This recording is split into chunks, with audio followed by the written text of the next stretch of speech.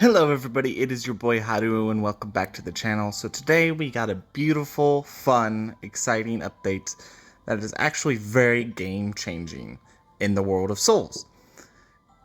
And what that might be, you ask? Well, they have released Mythic gear, which is absolutely insane.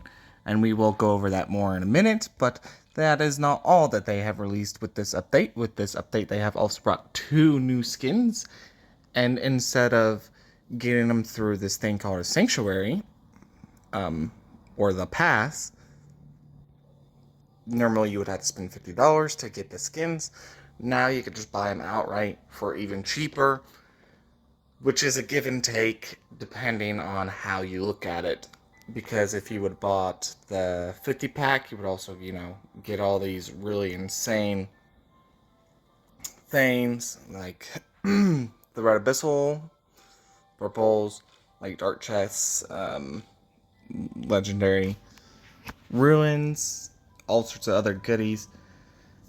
So it's a give or take. It's more for people who want the skin, but don't want to spend, a huge portion of the money and just want the skin.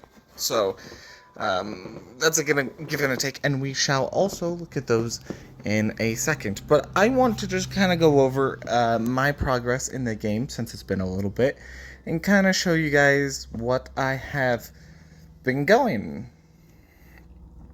So we are in chapter 23, 9 out of 50. Not too bad at all. Here is a look at my heroes that you may have got a glimpse.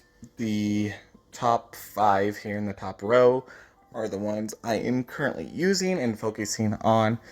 Yes, I am a elf main, basically. This is... Sanders is my favorite character in the game. He's just absolutely super good for tank shredding. He just demolishes people. It's absolutely insane. Chiron, he's my tank right now.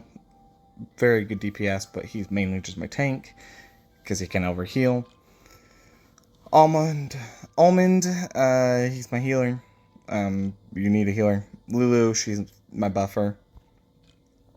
Coco's kind of like my supporter. Also a little bit hybrid DPS.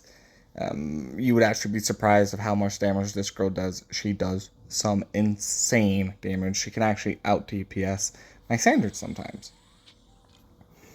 But those are my top 5. I'm also working on Carmen for my late game. She is, considerably one of the best for late game. I am wanting to do a tier list, so if you are interested in that, please let me know down in the comments below, and also give this video a like, because that will let me know that you actually want to see that, and then I can create it. Hopefully I will be able to do that soon, but I am working on Mark Hyman for the late game, because she just does insane damage.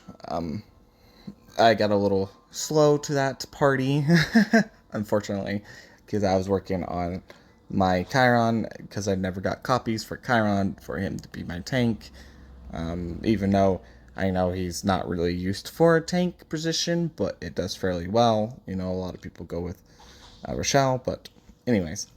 So let's get into the video now of what you guys have all been waiting for, the update. So this is how you will get the skins from now on. You can go here.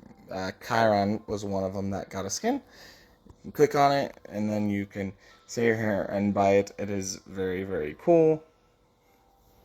And 15 USD, it's not bad, but yeah, if you want to get a skin, this is definitely, I think, a little bit better way of doing it, by all means. And that's just,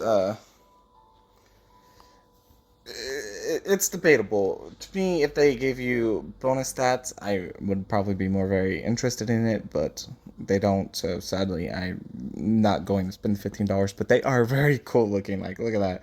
Like, this, it's absolutely insane for Felta. You know, the skin is just insane. You know, this is pretty mediocre here, and then you're like, whoa!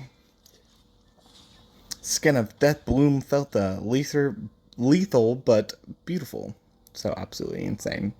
So those are your two new skins that they have provided in this update, and a different way to obtain them, which, you know, it is what it is. Alright, now let's get into the bread and the butter. So each one of these can be ascended into the Mythic gear. Unfortunately, I only have one because these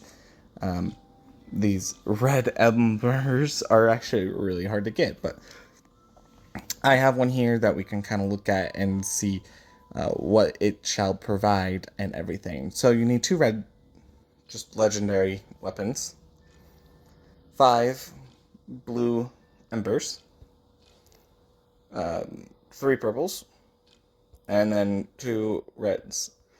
Now, when they showed this in the Discord, it was just these 2 legendary weapons and then 5 blues, which I think would have been a much better way of doing it.